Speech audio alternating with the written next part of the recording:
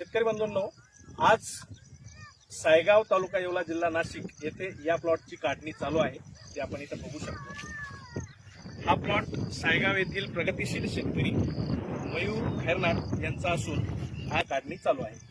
शेतकरी मित्रांनो, अद्रक पीक किंवा कोणत्याही पिकामध्ये काम करत असताना आपल्याला त्या पिकाची उत्पादकता वाढवणे अत्यंत गरजेचे असते. उत्पादकता वाढवण्यासाठी मोठ्या प्रमाणात आपल्याला सेंद्रिय घटकांची आवश्यकता असते आणि ती सेंद्रिय घटक जर योग्य वेळी योग्य प्रमाणात आपण त्या पिकाला दिले तर कसा परिणाम होऊ शकतो या प्लॉटवरून आपण त्याचा अनुभव घेऊ शकतो.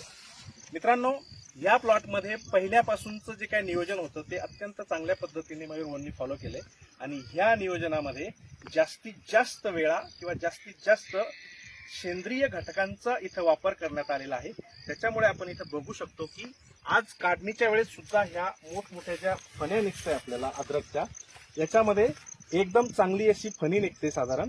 आणि अद्रकची आपण पाहणी जरी केली किंवा हा गड्डा जरी बघितला तर ह्या गड्ड्यामध्ये अशा प्रकारचा आपल्याला जवळपास 1.5 किलो पावणे 2 किलो पर्यंतचा हा आपल्याला गड्डा इथं मिळतोय.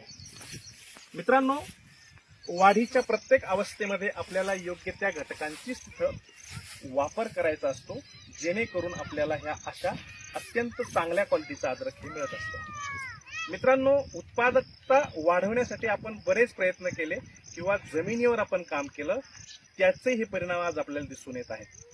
संजीवकांचा वापर आपल्याला नक्कीच करायचा आहे, पण ते करत असताना त्याचा कुठेतरी आपल्याला ताळेबंद करता आला पाहिजे किंवा जिथं गरज आहे त्याच वेळेस आणि त्याच प्रमाणात त्याचा वापर झाला पाहिजे, याच्याकडे सुद्धा आपल्याला लक्ष द्यायला हवं.